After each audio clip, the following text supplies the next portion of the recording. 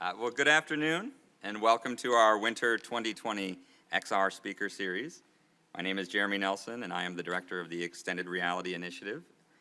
And our mission is really to bring XR technologies for teaching and learning, campus-wide, both in our residential setting as well as our online setting. So we work with the Center for Academic Innovation to help bring these technologies to that space, which should be fun and exciting.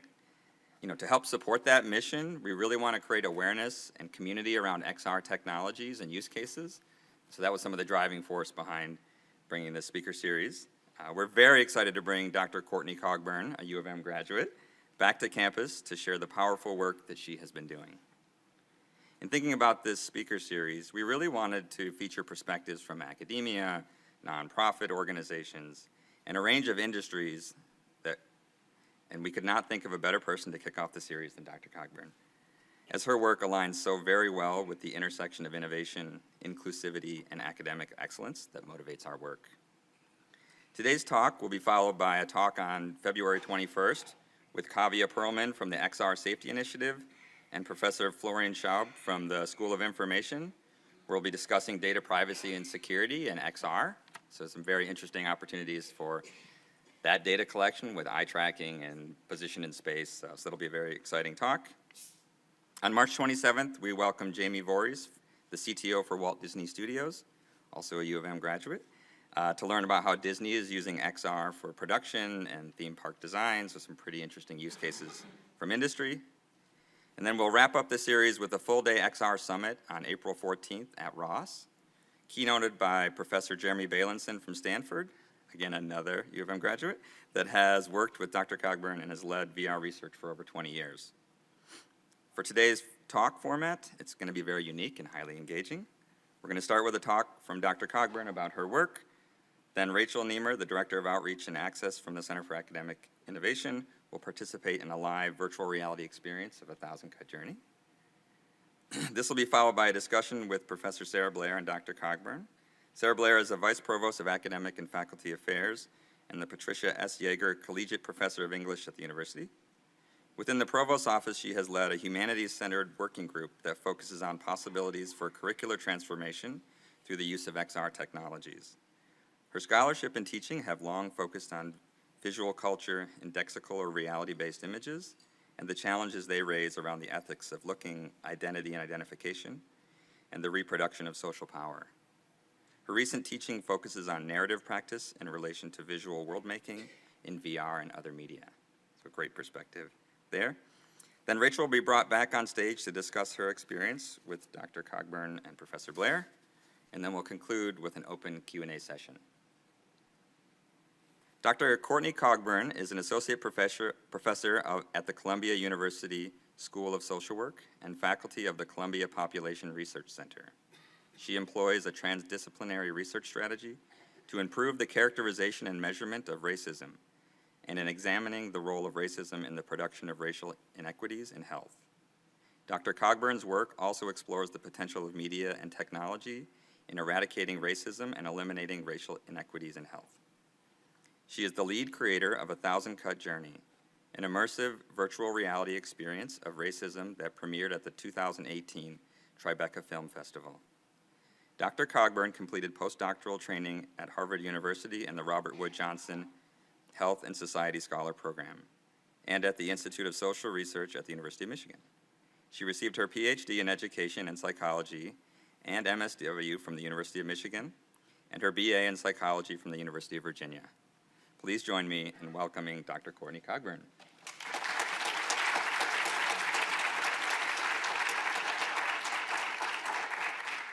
Thank you everyone. I'm so delighted to be here. As you picked up, I spent a lot of time in Ann Arbor. I lived here for about 9 years, so I definitely consider this home, and I'm always delighted to come back and engage with people here and to see some of my friends. And I'm really excited to share some of this work with you. And this is the first time that we're doing a live demo of it. Thank you, Rachel. We'll see how that goes, of the piece. But we wanted to give you a sense of how the context that I provide for you at the forefront situates how this actually sort of came together and manifests in the piece itself.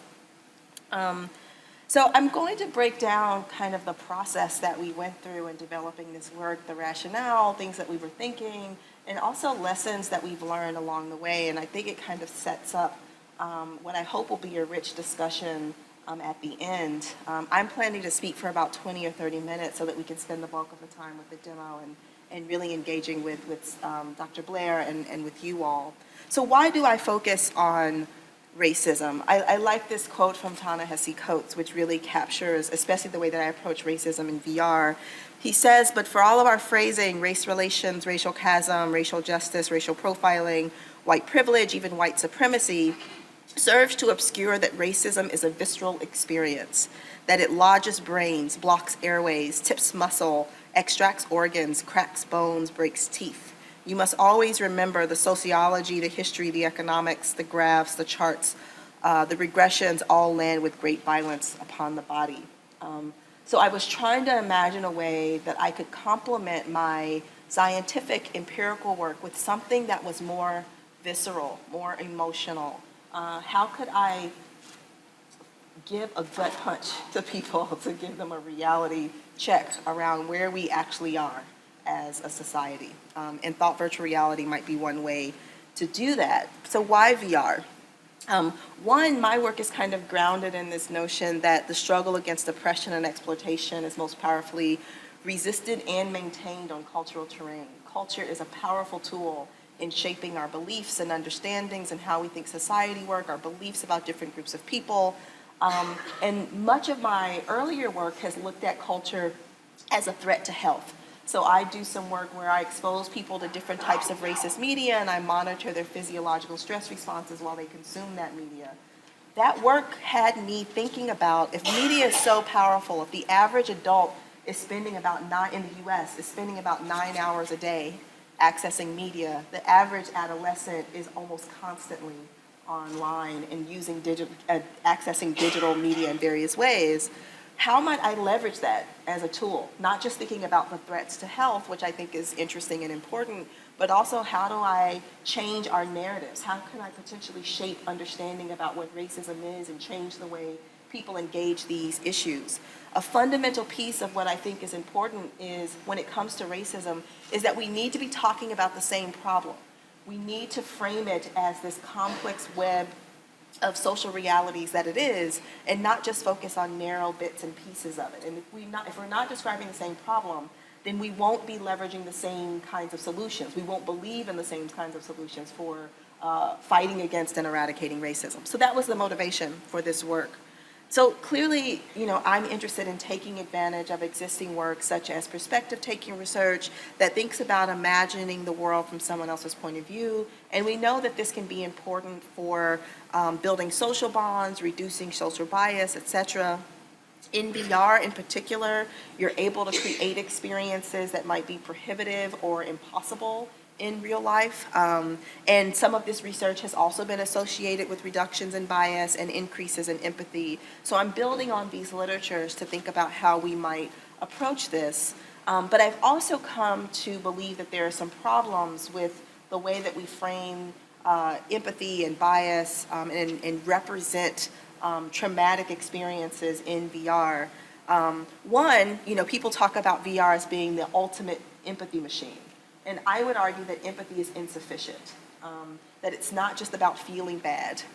We need to be thinking about this in a different way. And really, your feelings do nothing for the social good. You simply feeling bad is not a contribution to society, right? And I like this quote from a talk that Lisa Nakamura gave, who's one of your faculty here in digital studies. And she says, why can you not trust people when they speak their own truth or describe their own suffering rather than needing to experience it for yourself to know it's true? Feeling good about feeling bad is this pleasure specific to VR. People talk about this in the form of, say, trauma porn, right? Go to a refugee camp, you'll know exactly what it's like to go through this experience. Fortunately, no one has said to me that they know exactly what it's like to be a Black man after going through our VR experience, because that would be a problem and I might not be standing here today. But when I say that empathy is insufficient, what I'm really pushing for in this work is how do we think and act differently? How do we change the way that we analyze racial issues in society? How do we change the way that we think about race and racism in our own work and research, in our own practices? How do we actually shift behavior? One of my motivations for this work is really grappling with the experience of people believing that they hold a set of ideologies and beliefs, but that their behavior not matching up with those beliefs at all. And really wanting to reach a point where people could no longer sit in this space of believing that they're doing something that they're not doing. This is a problem of liberalism in particular, right? That of course I'm for equity, of course I'm for justice, and then their behaviors don't match up with those beliefs at all. So I wanted to engage that gap in particular. And really building on this idea that powerful narratives can bridge the gap between seeing and understanding, the difference between noticing and doing. So can immersive VR change the ways we engage race and racism? So acknowledging the power, the potential power of VR, acknowledging some of the challenges with virtual reality around these issues. Is there a way that we can meaningfully and authentically represent these experiences that help change the way that we engage these issues? So who am I addressing and targeting with this work? I am addressing white liberals. They are my target audience in the work that I do.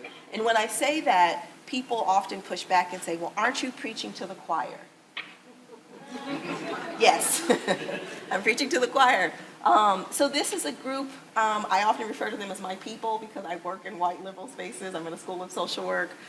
People who espouse beliefs of racial equity, racial justice, but again, there's often a disconnect between the belief and the identity and the behavior with this particular group. And so what I'm trying to do is think about how this particular group thinks about and engages issues of race and racism, thinking that this is the group that's probably most likely to put on a headset and voluntarily go through an experience of racism. And maybe they're the needle that's most likely to move. And that moving that needle will be beneficial to society. And I could give a whole talk on just that. Part of what's interesting with white liberal groups in particular is that there tends to be this investment in not being seen as racist. And as long as you don't see me as racist, phew, it's all good. If I were handing out stickers that said, I'm not racist, and I would pass them out to you, you'd scoop them up, you'd wear them proudly, and that would be the end of it, right? So there's a difference, though, between not being racist or having that as part of your identity and being actively anti-racist. Those are two different things. One, I would argue, lowercase n is narcissism. The other really focuses on behavior and policy. Being anti-racist is active.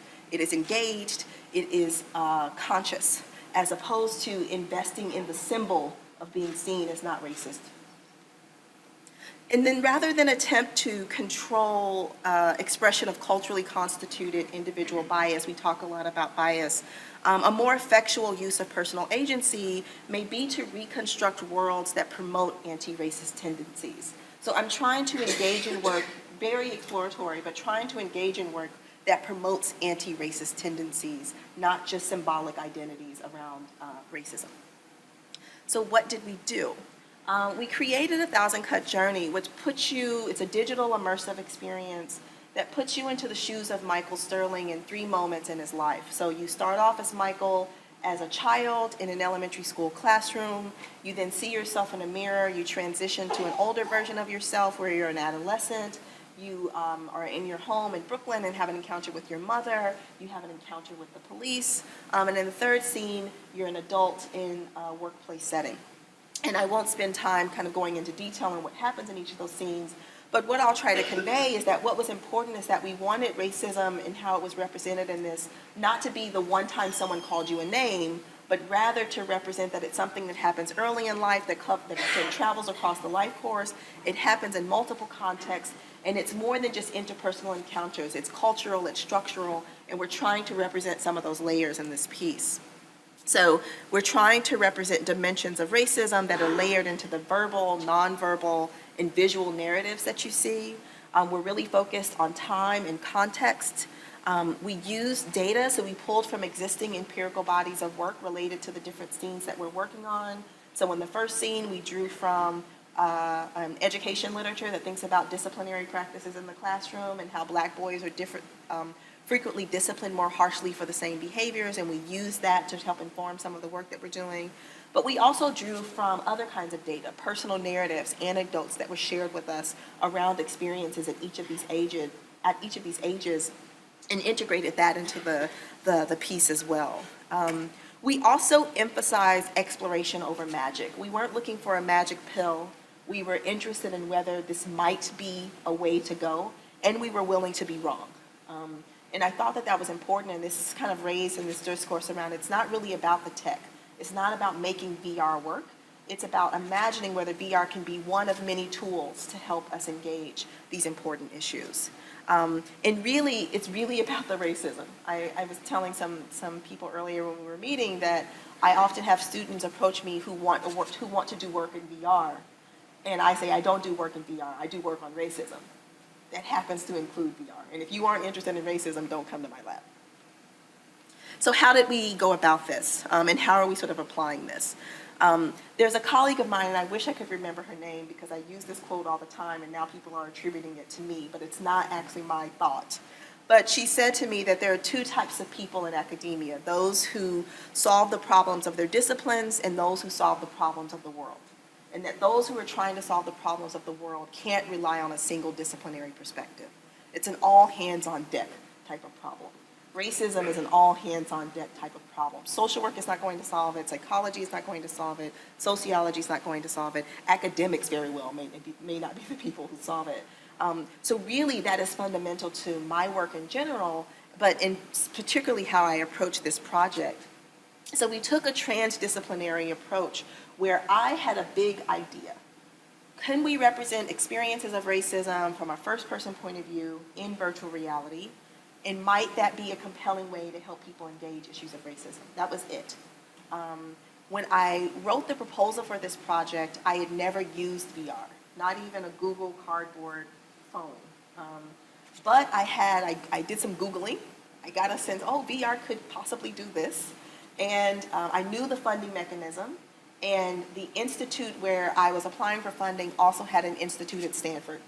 So I started looking at people at Stanford who do work in VR. I emailed Jeremy Bailenson, who will be your keynote at the end of this series, and we hit it off and we decided to pursue this project together. Jeremy has been working in VR, social and behavioral applications of VR for over 20 years. He often says, and will probably say in his keynote, that the first headsets he used cost $40,000, and they're very heavy. The headsets we use cost $400. So he's been in this game a very long time. I had this expertise or experience around race and racism, so we partnered together to think about how to create this work. And what's important about transdisciplinary approaches is neither one of us could have done this alone. Jeremy couldn't have created this without me, and I couldn't have created this without Jeremy. We needed that combination of skills, expertise, knowledge to create what we did. We also had a very big team working with us. So like I said, I had the skeleton of an idea, but we pulled together a team of artists and creative technologists, computer scientists, relying on communication and media studies, sociology, et cetera, to really build this work out and bringing in these different perspectives to think about what it is that we wanted to represent.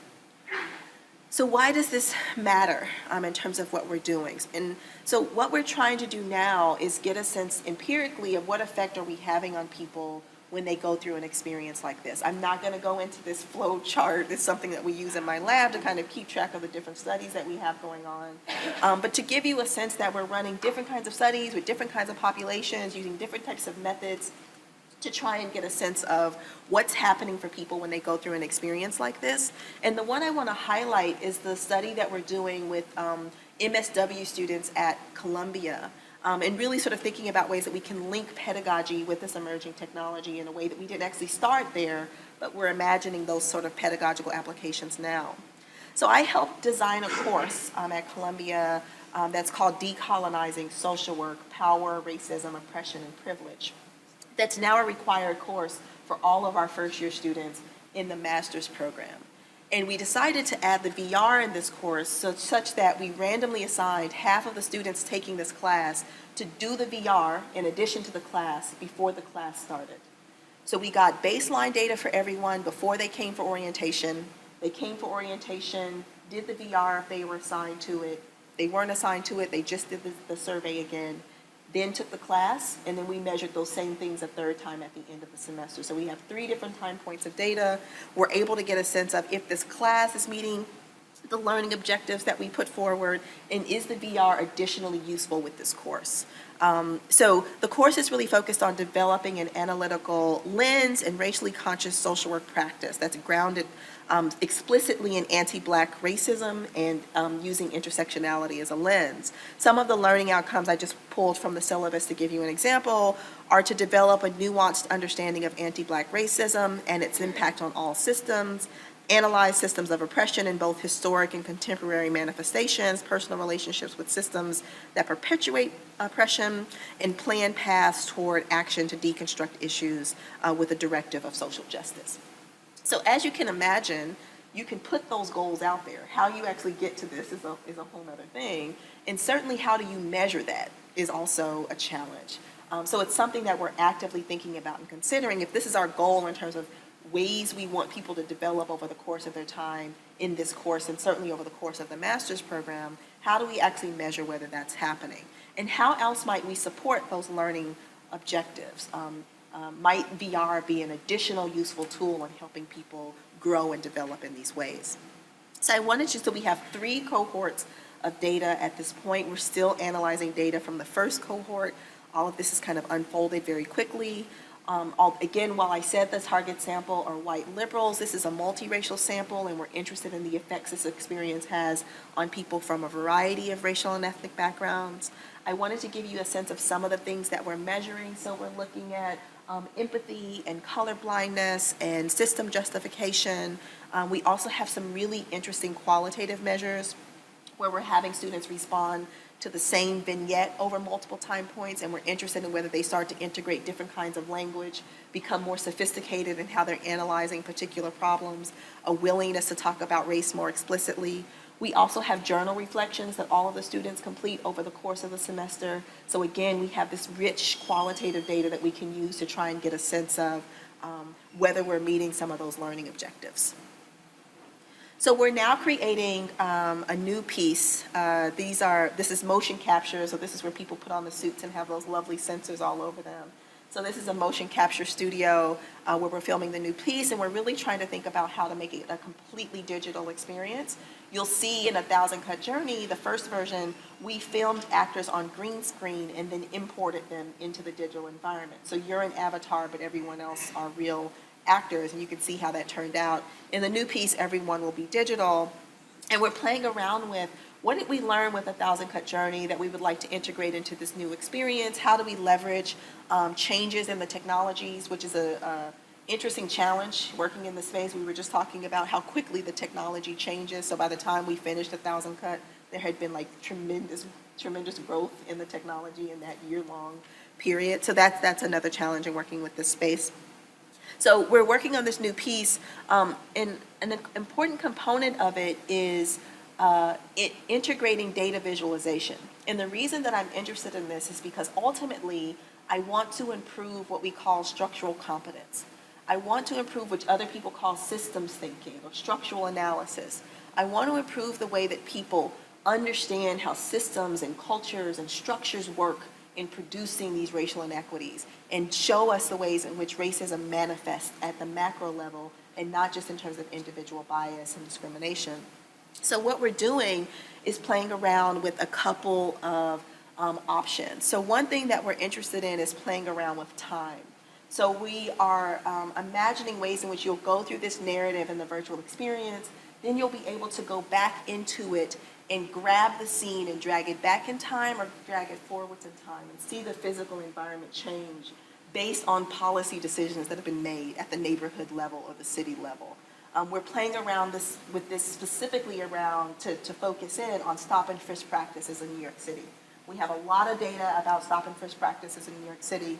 So what we're considering is if you're standing in a scene and you drag time forward, we know how much more frequent stop and frisk was happening in particular neighborhoods. How does that actually affect the physical environment? There's a lot of work now about how excessive police presence actually makes neighborhoods more toxic and can have implications for health, for instance. We also know that certain people are more likely to be stopped than others. So when we have these digital bodies on the street, what we're playing around with is as you drag time forward, the bodies that are more likely to be stopped will slowly lose color saturation from the repeated interactions with police. Eventually, some of them will disappear altogether and appear as outlines representing their incarceration and their removal from those communities. So we're really trying to play around with how do we integrate data and models that we have that are based in strong empirical literatures, and how do we translate that in a way that the general public and that all of us can really grapple with the implications of the policy decision we're making, for instance. We're also playing around with the use of zip codes, where you're able to walk up to bodies in the space and virtually touch them and get information about all the things that a zip code predicts and how it can shape your trajectory compared to other people who are surrounding you. So interesting ideas to think about how to push this development of structural competence. So ultimately what we believe is that achieving racial justice requires that we understand racism, and not an understanding that emerges only from intellectual exercise or even in the consumption or production of science, but rather a visceral understanding that connects to spirit and body as much as reason. And we're trying to use virtual reality to give us that deeper, more personal connection so that we can all get on the same page and deal with the very difficult work in front of us as it relates to racism. Thank you, and I look forward to your questions as we transition.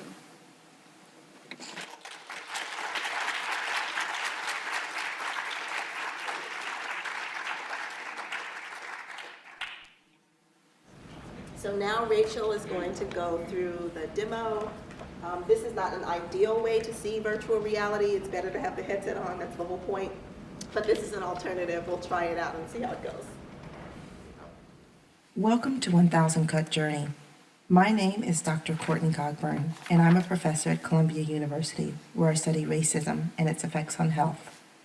The experience you're about to go through was created using empirical data regarding disciplinary practices in the classroom, workplace discrimination, as well as policing practices in cities such as New York. We've also drawn from personal anecdotes that have been shared with us regarding experiences of racism. So most people are not familiar with how to use this, and so we try to give you some practice with the hand controllers. Jump in. Rachel's good. Look at your reflection in the mirror. Take one step closer and examine your new body. Wave to yourself. You've now become Michael Sterling. Your friends call you Mike. You are 6 years old and in the first grade. I'm not surprised that there's a thoughtful kind of quiet in the room. I think even seeing the work that Courtney's been talking about on screen in a kind of 2D way, really, it's a very powerful kind of experience. And I know Rachel will join us shortly to sort of talk a little bit about what it's like to kind of enter into this experience through VR. I guess the question I'd like to lead off with, to sort of open our conversation and maybe bring folks in the room in as well, is around the promise and the challenges of immersiveness, which is a word that hasn't yet quite come up. But the baseline here of all of the extraordinary work that Dr. Cogburn and her team are doing is the possibility and the achievement of a certain level of kind of profound engagement, what you've described as visceral, in the viscera, in the body, before thinking, before rationalization, before kind of conscious engagement. And that is the extraordinary defining power of VR or XR technologies, and also, I think, an aspect of this work that needs maybe a lot more conversation.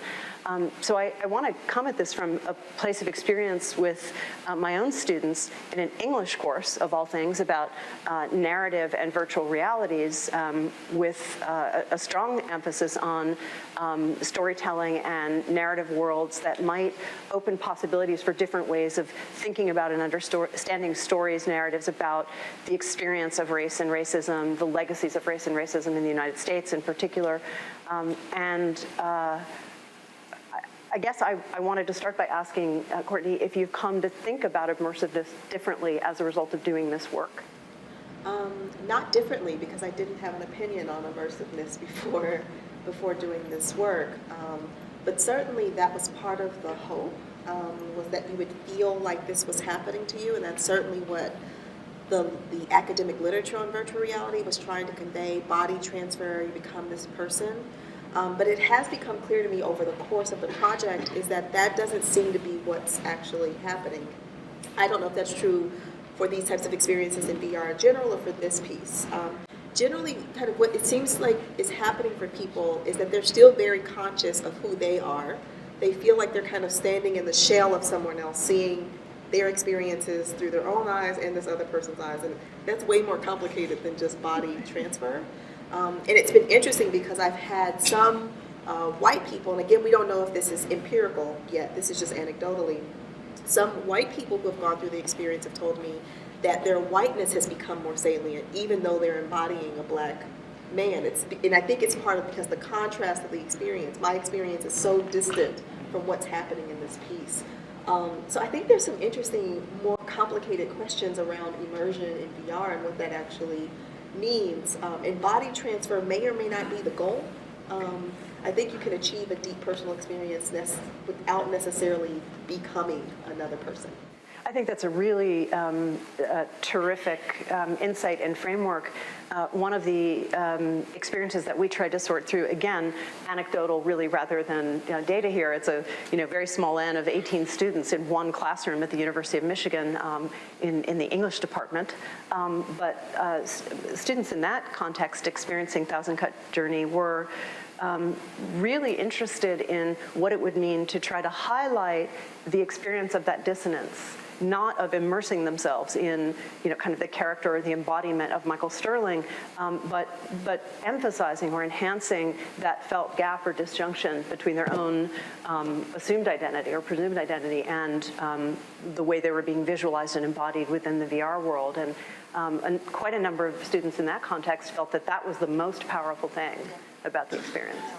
And then I guess that becomes really both a problem of mission or aims, but also a kind of technical problem. What would it look like to try to get at that kind of intersectionality or those frictions and spaces that are created as users, as people who are experiencing this embodiment, try to sort through or feel through some of these experiences. I really think that's what's so powerful about transdisciplinarity as it relates to this, is that you don't have to have all the answers. You can come to the table with your English self, with your notions about story and narrative and arc and and representing these things, and then work with someone else who might help you. Together, you start to imagine how to achieve the thing that you know and understand that person may have never even imagined as a thing to try to do. They may have the technical skills, or you may work with an artist who's imagining how to capture these feelings. And that's what's really exciting to me about this medium is it's so interesting to think about putting a scientist, a social worker, and an artist at the same table, a historian at the same table to think about the same problem and try to create together. Because what you notice and pay attention to and what you sort of sentiment might register with you may be different from this person. And we may come up with really creative ways to capture that. Whatever that thing is. And the it, too, our sense of what that it is, what we're imagining as the object of research, as the work we can do with students in a classroom, really changes as a result of this sort of iterative, collaborative process. I was really struck at a certain moment in your talk when you focused on the need to be talking about the same problem. And one of the most powerful teaching moments in my own course came around Thousand Cut Journey when students who, it was a fairly diverse group of students on all different kinds of measures, including disciplinary. So 7 different schools and colleges were represented among the undergraduate population in this particular English course. And am I still on? You're good. I think it's my mic. Okay. There you go. And it became very clear around the students working through Thousand Cut Journey and our conversation afterward that they had not been talking about and understanding the same problem. Racism, yeah, we know legacies of race. We know what that is. No, we don't. and who the we is, whose language, whose experience, whose histories, whose disciplinary framings, whose contexts are creating the context for that conversation, it became really clear as a class community that we had to go back to this shared experience. This became the foundation that VR gave us the opportunity, and this particular version of VR, really to come to that understanding of what it means to raise these kinds of questions together in a way that's meaningful, and that demands some sort of practice or action from everyone involved in the conversation. That's really interesting. Oh, now I'm really loud. So for me, there's so many challenges, ethical challenges. Should I be doing this? Is this the way to do this that come up when you're doing this kind of work? But one of the hopes is that it would create a shared experience. It would create a shared basis from which to talk about these really complex and nuanced issues. And this honestly is still like racism 101, but it does help to give us a grounding of, are you starting to understand how complicated this is, how nuanced this is? Are we talking about the same thing? So it's really encouraging to hear that it became a shared point of reference in the conversations of the class. And very glad to be able to kind of give that back to the critical work you're doing. The other thing I'd say that I think it felt very interesting to me was that some of the most powerful sites of disagreement might be a little bit strong, but dissensus or the beginnings, the dawning of an understanding that we maybe didn't understand the same thing, came around the notion of the, what I called with my students, the sort of reality effects of VR. The realism, the kind of hyper-realism, the visceral realism of it, and the extraordinary range of responses, students saying, wow, that seemed so real to me, my heart was pounding, my throat got dry, the embodied, completely involuntary responses to situations that all too unfortunately, some members of the class community had experienced firsthand or through families and community. Other students saying, well, why did I have to look like an avatar? Why couldn't, my embodiment have been more realistic? And the slipperiness, the evasiveness, the complexity of what it means to realize these kinds of situations. And I think there's fascinating conversation to be had. I mean, I know enough about the complexities of trying to produce a VR or an XR experience in real time for educational purposes to know that constraint is sort of everything, right? You begin from where you are and learn things and iterate and so on. But now that you have the opportunity to revisit and make choices, I wonder if you have more to say about what it means to make a more visually realistic or a visually richer world, kind of landscape, and whether that serves the purposes of embodiment, the kinds of complexity of conversation, whether it might pull against some of those in some way, and whether you've had a chance to think about that. Yeah, I think there's some interesting boundaries. So I think, and so the new piece that we're working on, the environment is richer, the avatars are more advanced, and so we're playing around with it. And I think in terms of embodiment, that can be important. I think there's a line, though, and I believe it's Mel Slater has written about this around, it's not just that the visual looks so realistic, it's also that the environment corresponds to the body. So if you're walking and you're supposed to be real, there should be a shadow that's consistent with what you're moving. So it's that the entire environment is realistically consistent, not just that the images look real, and there's some evidence to suggest that is more important. But certainly there are other ways to get to the same point. Maybe you could have been floating orbs having a conversation, and maybe that would be just as powerful, and you don't look like a person at all. And so I think we should be thinking about a range of possibilities. I think sometimes when people think about VR, they think, I want to make it look as real and advanced and as realistic as possible.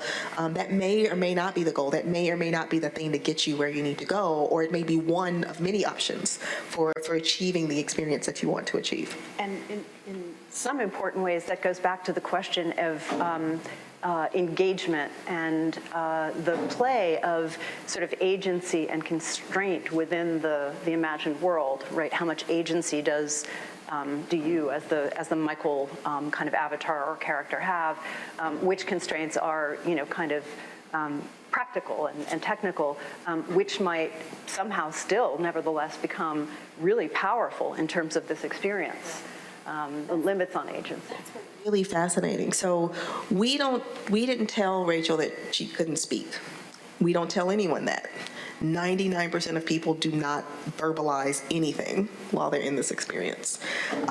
We tell you that you can grab and interact with objects. Sometimes people do that. It was touch and go there for a while, Rachel. I wasn't sure if you were going to do it. But we try to goad you and prompt you into doing that, and at the last minute, you threw the block. They usually throw it at that kid that's saying, scary black fireball. He's usually the target of the anger. But we tried to build in, not tell you to throw the block. We wanted you to kind of naturally play with the blocks and throw the block. And Jeremy has some interesting data where it suggests that when you engage in that agency, when you make those choices, when you use the body, when you grab the blocks, when you get down on your knees, you have a stronger experience, a more visceral experience than people who don't kind of follow the rules of the experience. So he's done some analysis where he pulls people out of the data who didn't do it right? And leave the people in who did the interactive components, and the effect is even stronger when you only leave those people in. So I don't think he would publish that, he was just playing around with the data, but that's an interesting idea about engaging in agency, using the body, making choice. There's some evidence that really matters for achieving this first person embodiment experience in VR. Yeah. This might be a useful moment to turn to Rachel. I don't know if you feel ready to. Yeah. Collected enough to join us, and I wonder if you'd be, thank you again for helping all of us have a shared experience, which otherwise would be really impossible to do. I wonder if you'd be okay to just sort of describe, now that you feel okay to speak. I think I am mostly okay to speak.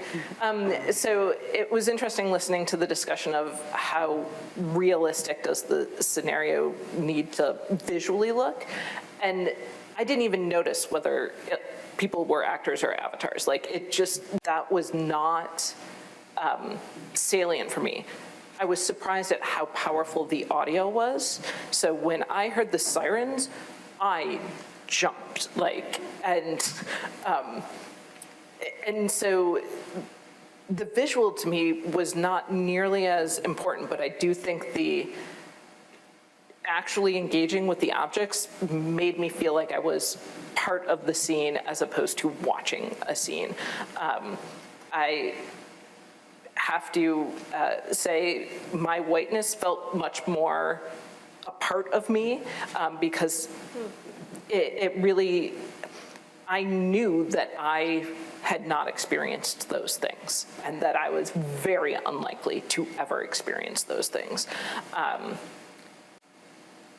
It also, in particular, when I'm 6 years old, or when Michael is 6 years old, really had me thinking about parenting choices and what are anti-racist parenting choices versus trying to hold that identity, and how can you show, not just tell, was one of the things that really has been crossing through my mind. Yeah, I think what you're representing is what I was trying to convey in the beginning, which is difficult to describe until you're in it. That I'm very much myself. I'm even more aware of myself and my whiteness than I ever am in other circumstances because I've become this black man. I don't think the virtual reality literature has really grappled with what that is, and so we'll try to unpack it and understand it. And the fact that you're thinking about your own choices outside of the VR is again, something that we would hope for, right? Are you thinking about your own life, your own behavior in different ways? And there's a challenge there in terms of, empirically what we can capture in a reliable way versus what I think is actually happening. Those things don't actually match up yet. I think we have interesting findings. We're trying to measure some of these things, but I think it's really going to be in the qualitative data that this will come out.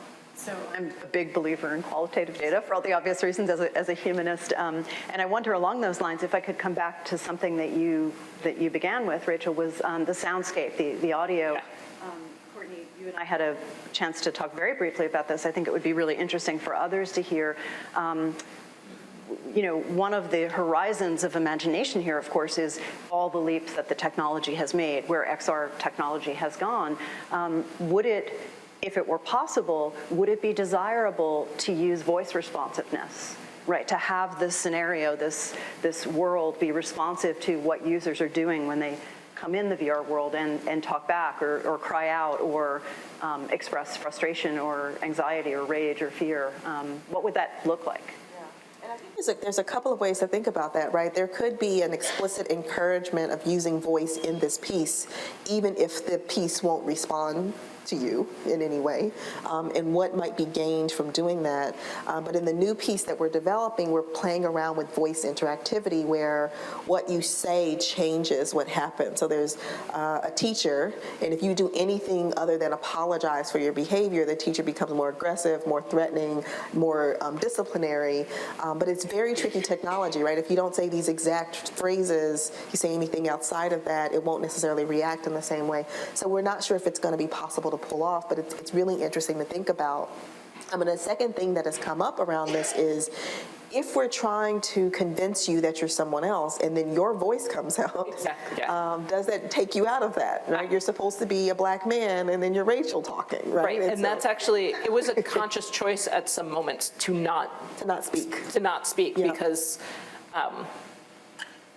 I wanted to try to embody Mike as much as I could, and you talking when, yeah, I don't sound like a black man, it's my guess. And one thing that's been, you don't sound like a black guy, surprisingly.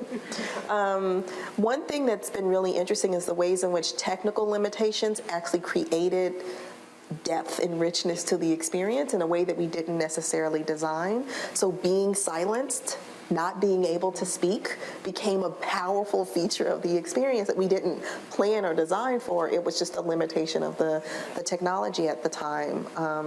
And the ways in which the space felt really big and you felt like isolated and small. We just didn't have money to fill it in, right? And so, but that became a technical, limitation of the budget, and feature became a part of the experience in an interesting way. It was a feature, not a bug. Yeah. Absolutely, and so for students like mine who came to this video from having read things like Richard Wright's Native Son and a lot of James Baldwin, they assumed that was part of the intentional design until they spoke with you, right? That sense of constraint and a world that feels too small to contain just the movement of your body, and that doesn't let you move freely through it. They felt that was, most of them felt that was very powerful, so definitely a feature and not a bug. Something else that wasn't intentional that's so striking to me. So I was being interviewed about the piece early on, and the journalist asked me, he said, okay, so the character's Michael Sterling. You clearly combine the names of Michael Brown and Alton Sterling. And I said, whoa, no, I did not consciously do that. I picked the name, and one day I just said, Michael Sterling. And it was like my subconscious just held these names, held these people in a way that I just pieced them together. So, we are guided by our subconscious in ways that we can't always be conscious of. And I think that came out at various points of this piece. And I think something that we're still grappling with. We think it's very powerful. We're grateful to be able to reimagine it, and we're recreating and playing around with new technologies. But this piece in and of itself is pretty powerful, and yet we still don't know why. I don't know why it is. I did have one friend go through it. This is a white guy from Germany. He went through the piece. He's a gamer, so he's used to, really high fidelity, this is not that. And when he went through it, he just sat for a minute. We were just sitting together on the floor, and he was very quiet. He teared up a little bit, and he said, I don't know why I feel so crappy. Like, it's not like it's this whizzy bang jazzy thing and elaborate video, etc. But he said, I think it's because it's so ordinary, because it's so literal. And there's something about that that's terrifying, right? It's not an exceptional narrative. It's not an exceptional story. It's just sort of an everyday thing that's unfolding. And I think that's part of what makes it powerful. Being part of the key audience for this, right, a white liberal, I've read the papers about how job interviews are conducted differently or how resumes are read differently. I've read lots of the literature. I can know all of that cognitively. The affective component of learning is remarkably strong. And it's, as an educator, it's something that I've known, that the environment and how people are feeling impacts their ability to learn, that brought it home in a completely different way because I've got the cognitive knowledge. The experience was completely different. So an interesting moment in that scene. So one, I've never shown it at Michigan, so it's not funny, but it was a special little moment that everyone laughed when I said Michigan State, because I definitely put that in there on purpose. I was also wearing maize and blue shirt and tie. Yes. But there was a moment, there was a white woman who was going through the experience, and when they finally turned to acknowledge her, she stuck out her hand. And she just left it there waiting to be acknowledged. And it was a striking experience. I've also seen, this was recent, a black woman defiantly stare those officers in the face. She didn't get down, she didn't put her head down, she didn't put her hands up. She stood with her hands by her side and stared them in the face. And just that act in that moment, in spite of it being so real, she made a choice not to do that. So it's really interesting, and we track all of this. Who puts their head down? Who stays down? How long do you stay down? Do you make direct eye contact with the officers? Who's more likely to do that? You can guess. And we're able to track all of that. We weren't tracking you, but it's interesting how you can use some of that data as well. So it's, along those lines, it was fascinating to me. A couple of the students in, again, my very small course noted that they felt incredibly powerfully at that moment, but they were in a classroom. The constraints of, the sort of socialization into a classroom. You do what the teacher tells you. You do what authority teaches you. The weight of a lifetime of experience of being in a room. And so their awareness of undergoing this VR experience in a classroom on the campus of the University of Michigan. I mean, the complexities of that, right? Institutional history and experience and training, meeting up with personal history and community history, and it's very complicated. Something else I didn't anticipate Was people describing shame, knowing other people were watching them. So in addition to the people in the scene, they knew you're at the Tribeca Film Festival, and there are people walking around who can see you on the ground with your hands up. And I hadn't fully unpacked being also kind of, there's like this multiple consciousness that's happening. You're conscious of what's happening here. You're also conscious of the real world. You're conscious of yourself. You're conscious of Michael. I'm still trying to unpack all of that. And there's also a component that I didn't expect that came up at the film festival, is the experience of Black people watching white people experience racism. So watching a white person go through this and watching a white person on their knees with their hands up, it's complicated, and I still don't have the language to describe what that's about. If any of you experience that and you have some words to put around it, let me know. But those are levels that I wasn't planning for all that. I wasn't designing for all that. I wasn't anticipating all of that. It's just things that keep coming up the more people go through the experience. Which for me is about the richness and the power of this project as a research project, as a social project, a kind of collaborative project, and also as a narrative project, that there will be returns that you can't anticipate. Right, the stories that are generated, the accounts of the experience. And I wonder if it's okay if this would be a moment maybe to turn to the broader audience to see if folks have questions or comments or thoughts about. Raise your hand, I'll bring a mic around. Hello, I actually have a comment.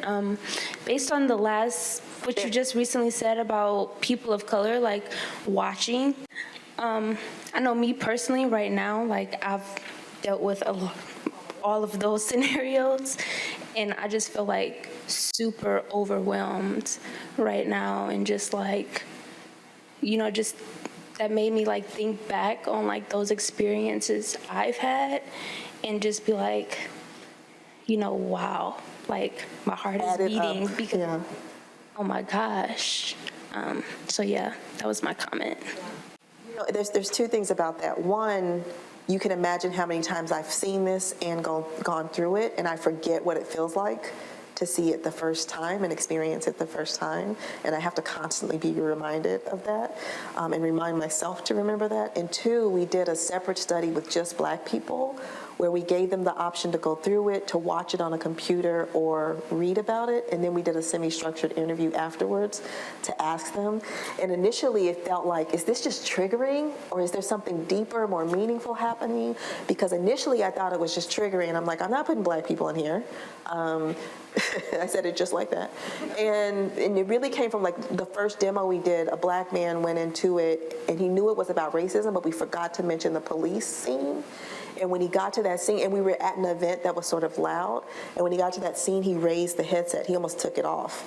He put it back on, he finished it, and when I talked to him afterwards, he said, I couldn't hear what the police were saying, and I was afraid of what would happen if I didn't follow instructions, right? And so there's something else altogether happening for us, but based on like our early review of that pilot data, it's not necessarily a bad thing to reconnect, especially if something constructive is done with those feelings, but it's complicated. It's complicated for us, and I appreciate you sharing that, because putting it into context like this, all the things you've been dealing with since birth, and having it put together in this way is a heavy thing to connect with deeply.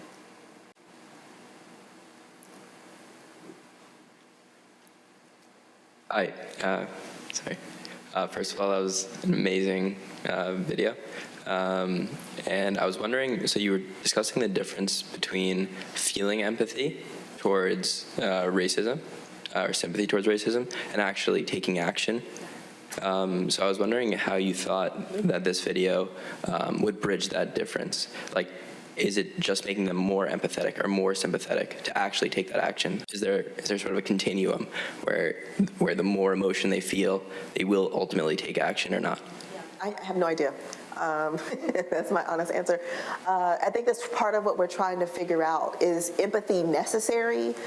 Does the VR itself actually help translate into some behavioral change? How do we actually measure that? My sense is that it's not the VR itself as a self-contained thing. It's what you do when you come out of the headset. It's having a conversation like this. It's putting it in context. It's maybe going back to things that you've read or data that you were considering, and now having a different kind of conversation. That's probably that combination that's most likely to lead to a behavioral shift. But I can't say that this piece does what I hope it will do.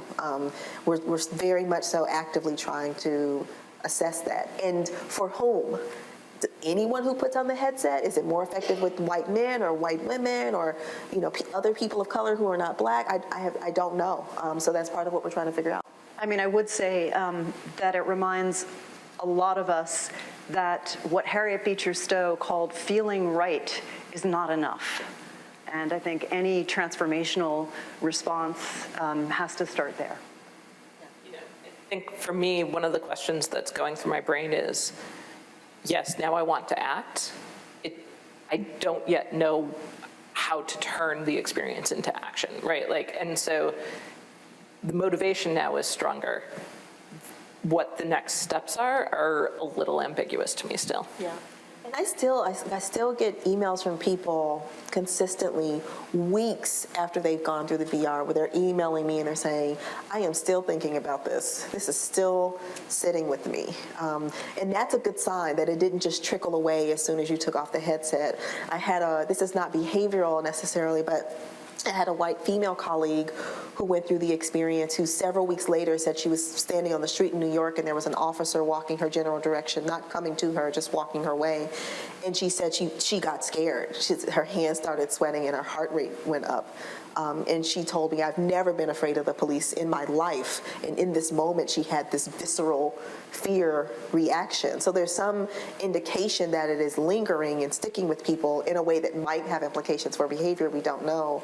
But it also raises for me some of the challenges and ethics around VR. Like, do we want to do that to people? Do we want to create this virtual memory that someone is now carrying around with them around this trauma? Maybe, maybe not. But I think that's one of the challenges of VR, is that we actually don't know how it works. we actually don't know what the long-term implications are of going through these kinds of experiences in virtual reality. And I think that's part of why it's so exciting that, the University of Michigan is taking on these initiatives and people all over the country are engaging in this work from an academic perspective, because it is through that work that we will really start to understand what this technology is, what it is doing, and how we might leverage it in ways that are meaningful, powerful, and also considerate of the people we're putting in the headset.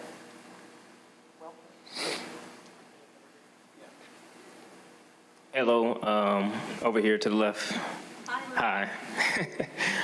So it's a follow-up to that question, because as we're sitting here having this conversation, I'm having a lot of ideas run through my head about ways in which to get people to think about moving towards the behavior, particularly around policy. So just interested to hear what you and your team have kind of threw onto the brainstorming floor about next steps to that piece.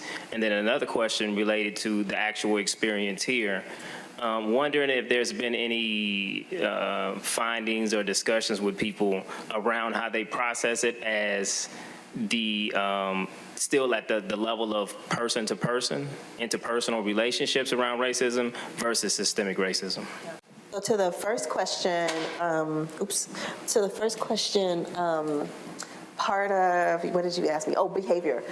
So right now we're just trying to assess some ways that behavior is shifting. We're mostly capturing cognitive shifts and processing shifts. So how do you analyze this problem?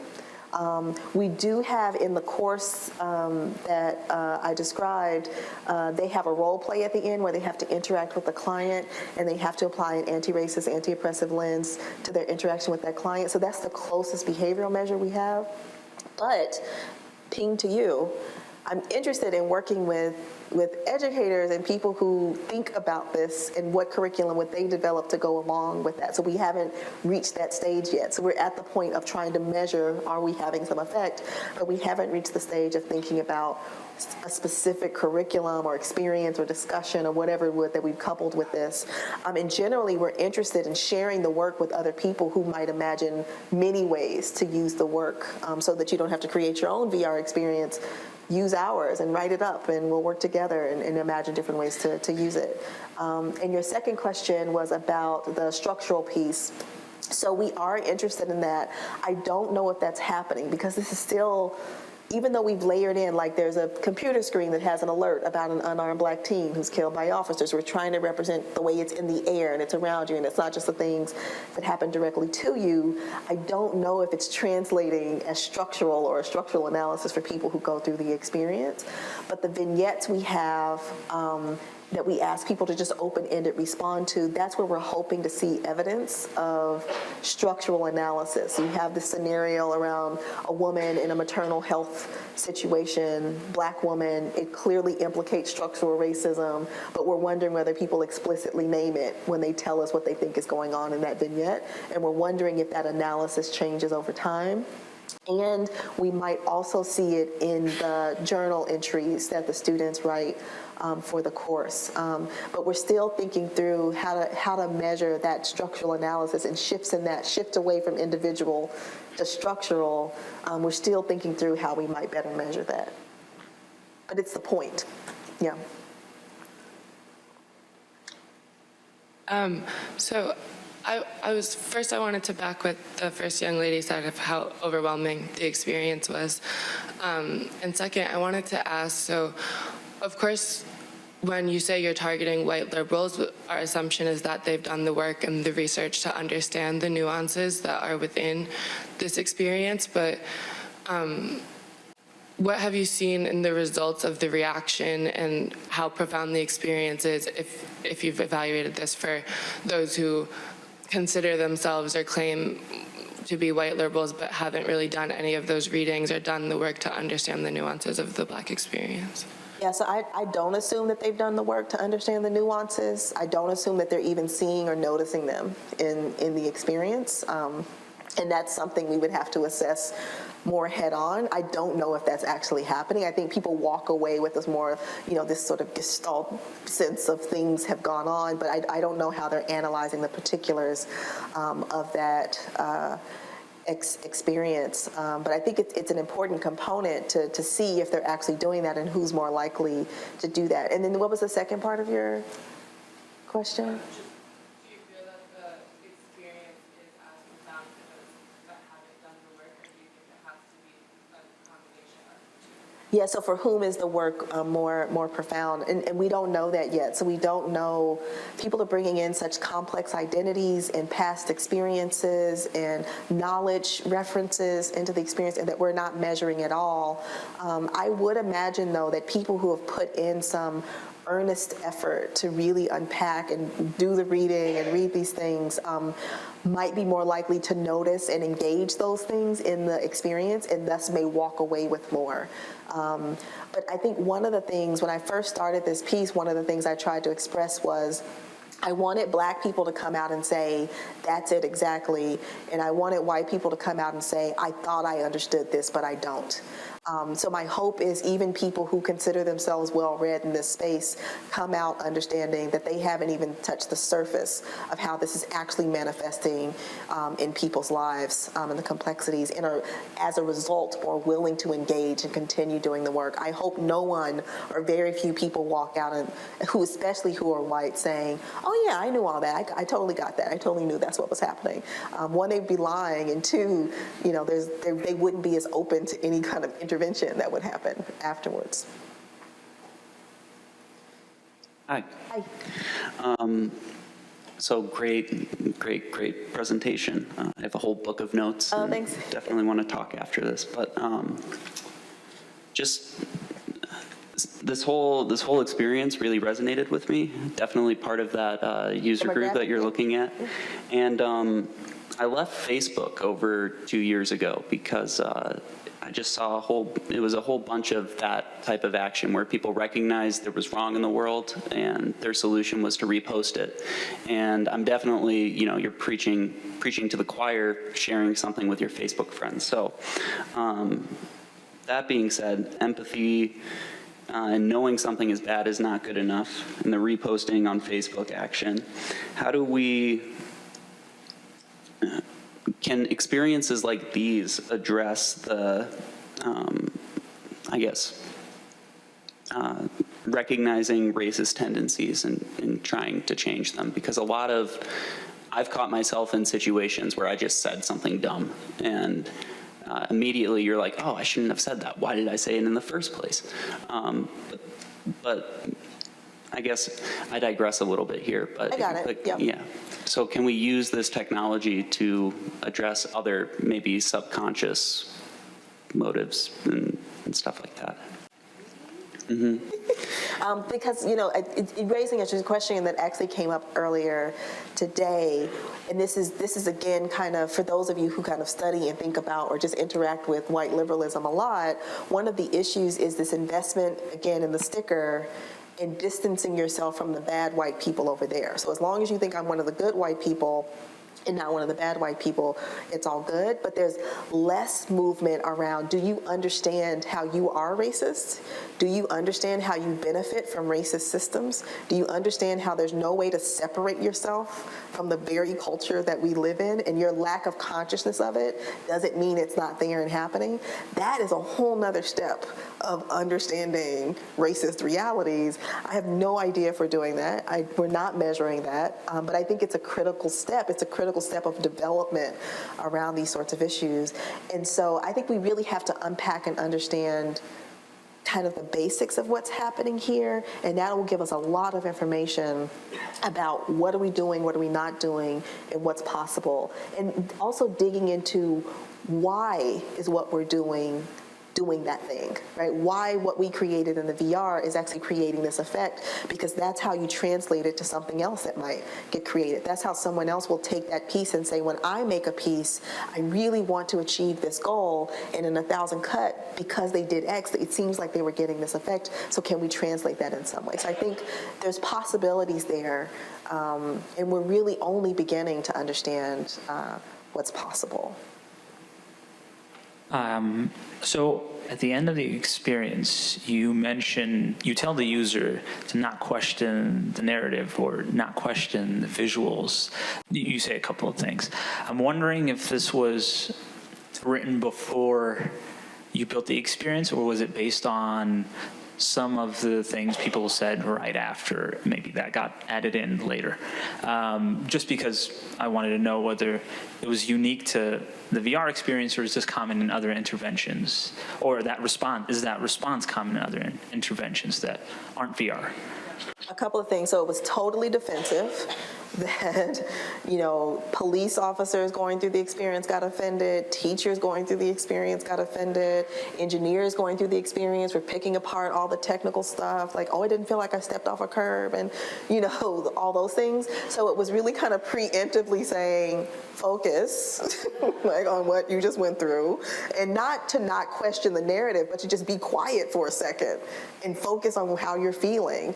And then there's a second struggle of offboarding people in VR, especially when you're at a film festival or at an event. How do you help them segue from this thing that they just went through to going out? So it was an attempt to kind of offboard people, but that's a whole nother discussion about how to effectively do that when you're putting people through these deep emotional experiences.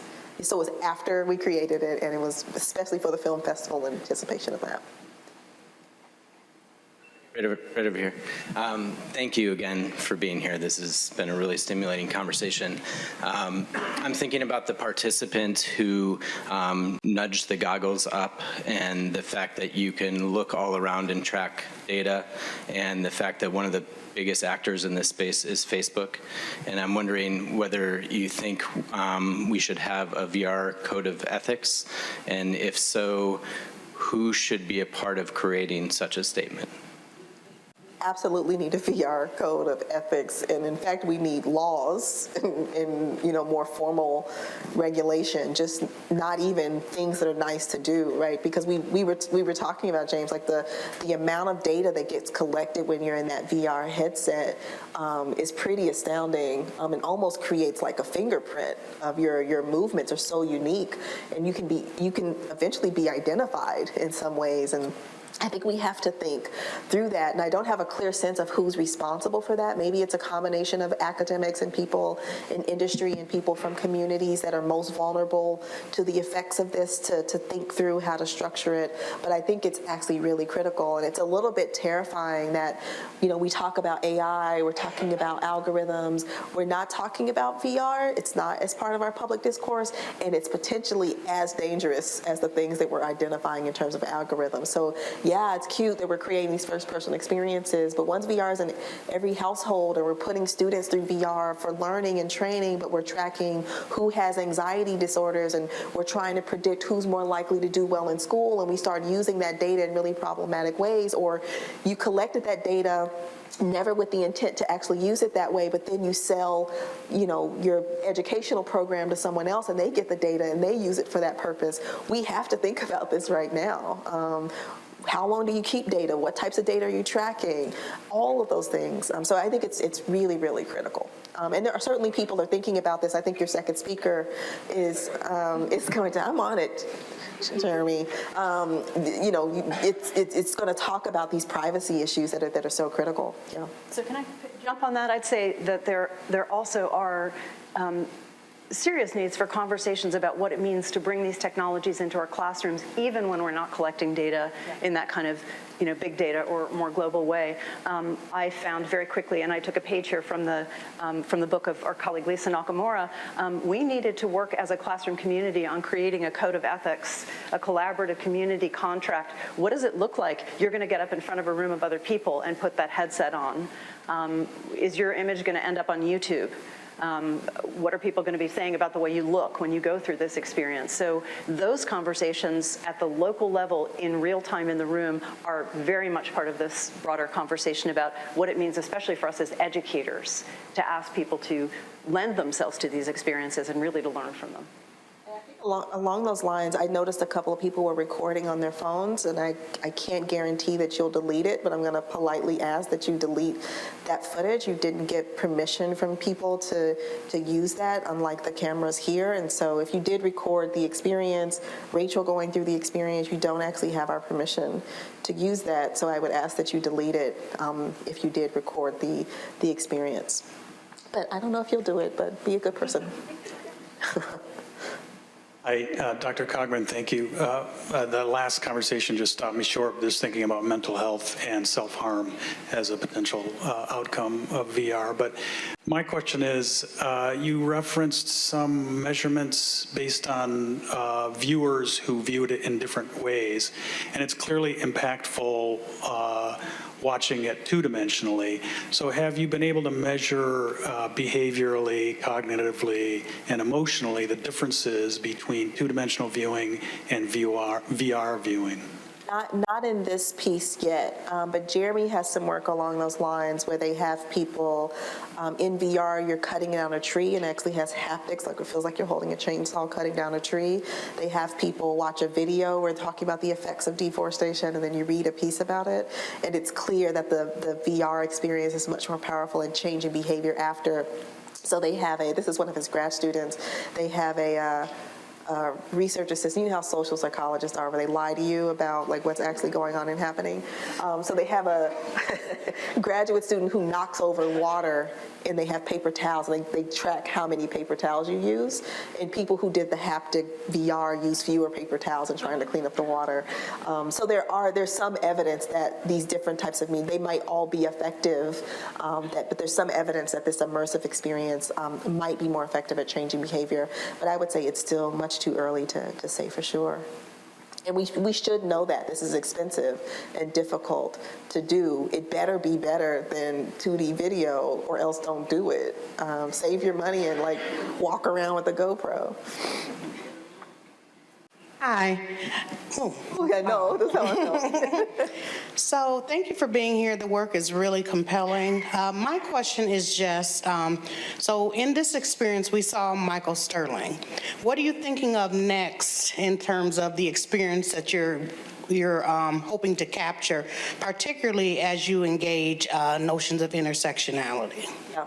So, and people say this, and we are engaging intersectionality here by representing a Black man, and we also try to think, although we weren't always successful in achieving our goals, tried to think about social class in some very particular ways as well. So, for instance, we didn't want people to think that, oh, this is a bad neighborhood, and so that's why the police are being so aggressive. We wanted to kind of neutralize that to the degree that we could. We were more or less successful in different scenes. In the new piece, we are thinking about ways to use and represent other kinds of characters. So there's a Black mother in this piece, but that mother plays a more significant role in the new piece, and particularly how the police interact with the Black mom who's trying to intervene on what's happening to her son. There's a non-Black Latinx character who's in the friendship group in the new experience. Where there's another Black boy in the experience who we're able to, because it's an actor, we can interact with that body differently than we feel comfortable interacting with your body as the user. So we're playing around with some of that. But I'm in conversation with a friend of mine around a piece specifically for Black women. And people ask me all the time why I didn't start there, and we could talk about that. But when I wanted to design something for Black people, and it wouldn't be this. We know this. This is quite familiar. We don't need to go through this necessarily, and even though I think there might be some benefits of big picture and whatever, I would love to create something for us that's about our futures and presence and our joy and our relationships and our community, that I hope, I have the opportunity to touch on. So in the next piece, yes, we touch on intersectionality a little bit more from different characters in the piece, but there's a piece around Black women that I think is really important to represent that I just wasn't ready to do at the time it's too personal, at the time that I created this one. Hi, very loud, sorry.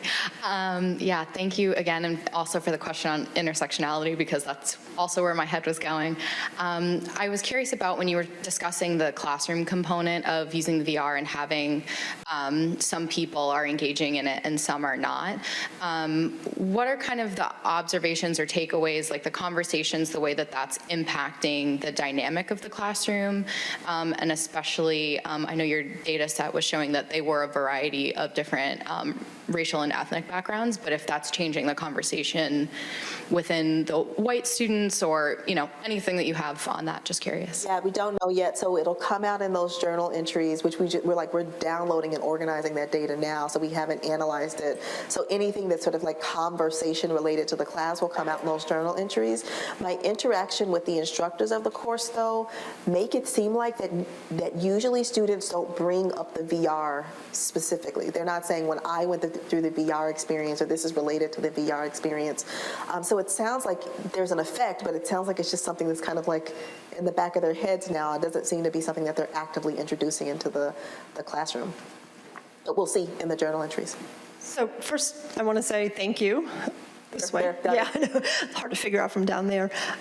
Thank you. This is such rich work. I really enjoy the opportunity to hear what you're doing. I read about some of this when I read Jeremy Bailenson book. So it's fascinating to see this. I certainly value all this work in perspective taking. I want to go back to the question about code of ethics. We had a quick discussion about that before you started. So my background is in nursing, and we do a lot of simulation, and have certainly seen over the years some of the trauma that can happen as people engage in some of these experiences. Recently, one of the groups that I belong to just put out a code of ethics for healthcare simulationists. And so it's through the Society of Simulation Healthcare. And I think it's a great idea. I think that we definitely need something for VR, because I think much like simulation, when you put people in that vulnerable place, there are things that we have to think about doing. And the whole idea that you talked about regarding data are things that we've dealt with over the past several years in terms of, what do we do with it? How do we handle it? How do we deal with the confidentiality? And we also have standards around debriefing and things like that. So how do you help people? I think you talked about bringing them out of that experience, or offloading them from that experience, and how important that is. So I'm glad that that came up and that we were able to discuss that, because I do think that's very important. So And I would love to see that if you don't mind. Yep, I sent it, and if I can give you my card afterwards. I'll get it off to you as well. And I also think it's important to make a distinction between discomfort and trauma. So it might feel like trauma just because you've never had to deal with it, but that doesn't mean that's the level we're reaching. So it's interesting to think about, I do want you to hold it several weeks after you've left this experience. Do I want you to be afraid of the police sweating and shaking on the street? Not necessarily. So, but I wanted to, in terms of the ethics and sort of the boundaries of what's okay to do and what's not okay to do, some of that discomfort is the point, and is absolutely necessary, I think, to push us to that point. But that's difficult to delineate. Where is that line? Right, so we call that the learning zone, where it's comfortable to be uncomfortable. And it's safe to be uncomfortable. So that's how we try to deal with that, because we do make them uncomfortable. And, students call it the hot spot or the hot seat. And I said, well, that's okay, because that's where we want you to be. But we want it to be comfortable, or we want it to feel safe for you to be uncomfortable. It's always such a rich experience. I talk about this a lot, but it's always such a rich experience to see how different people engage and what they notice and sharing their experiences. So it means so much to me, and so valuable for me to also hear from you, the types of questions that come up, the types of experiences that you're having.